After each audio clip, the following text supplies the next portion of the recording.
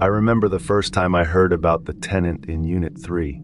It was a rainy afternoon, and the building was unusually quiet, save for the occasional drip of water leaking through the ceiling of my apartment. Mrs. Thompson, the elderly lady from Unit 2, was the first to mention him. She knocked on my door, her eyes wide with a mixture of fear and curiosity. "Have you seen the new tenant in Unit 3?"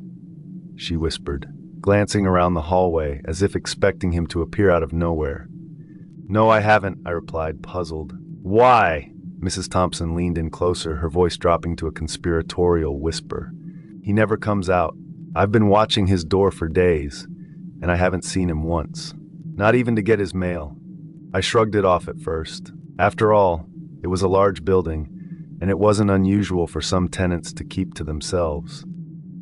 But as the days passed, more and more neighbors started to talk about the mysterious man in Unit 3. But it wasn't long before I started noticing strange occurrences myself.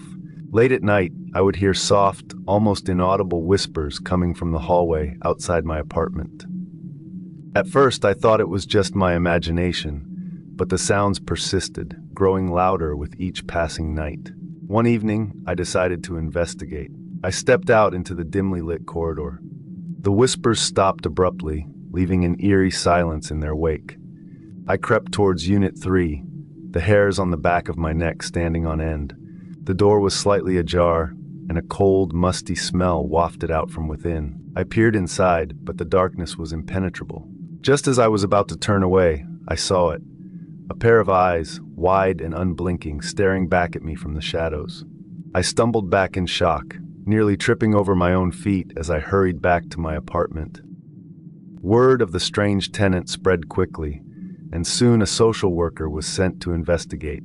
Her name was Ms. Garcia, a kind-hearted woman with a gentle demeanor. She arrived one sunny afternoon, her face set in a determined expression as she knocked on the door of Unit 3. "Hello, my name is Ms. Garcia, and I'm here to check on you. Is everything all right?" she called out. There was no response. She knocked again, more forcefully this time. The door creaked open, revealing the same dark interior I had glimpsed before. Ms. Garcia hesitated for a moment before stepping inside.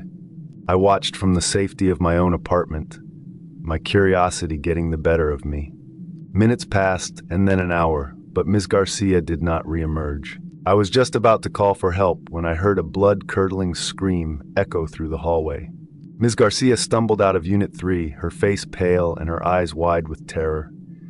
They're all," she cryptically whispered, her voice trembling. "All of them." From my door peephole, I could see Ms. Garcia gathering herself, and just as the door to Unit 3 began to slowly open, she frantically ran off. The echoes of her heeled shoes pounding on the terrazzo floor reverberated through the hallway. The door to Unit 3 slowly creaked back shut with an almost inaudible click. Enough was enough. The landlord finally decided it was time to evict the tenant in Unit 3. He sent Mr. Johnson, the property manager, to handle the situation. Mr. Johnson was the type who wasn't easily rattled. He arrived early one morning, armed with a set of keys and a stern expression. "All right, let's get this over with," he muttered, jingling the keys as he approached the door, armed with an emergency unit inspection order, which was slid under the tenant's door 24 hours earlier. I watched from my peephole as Mr. Johnson unlocked the door and stepped inside. Moments later, a loud crash echoed through the building, followed by a series of frantic, garbled noises. I held my breath, straining to hear what was happening. Suddenly, Mr. Johnson burst out of the apartment, his face contorted in a mixture of fear and disbelief. He staggered down the hallway, his eyes wide and unfocused. There's something in there," he stammered. "Something not human." He then vomited and stumbled away, wiping his mouth with the 24-hour emergency inspection order. The landlord, Mr. Parker, decided to take matters into his own hands.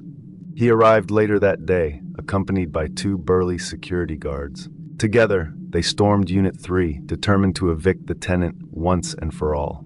I watched from a distance as they disappeared into the darkness.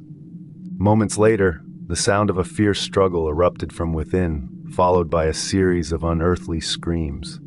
The air grew thick with an oppressive sense of dread. Suddenly, the door flew open, and Mr. Parker and his guards stumbled out, their faces pale and their eyes wide with terror. They argued over something, but couldn't come to an agreement. They all then fled down the hallway, not daring to look back. As a tenant, I began looking online for a new place. Meanwhile, the building fell into a state of uneasy silence. No one dared to speak of what had happened, and the tenant in Unit 3 remained a mystery. But the whispers continued, haunting us all. I couldn't shake the feeling that something was watching me, waiting for the right moment to strike.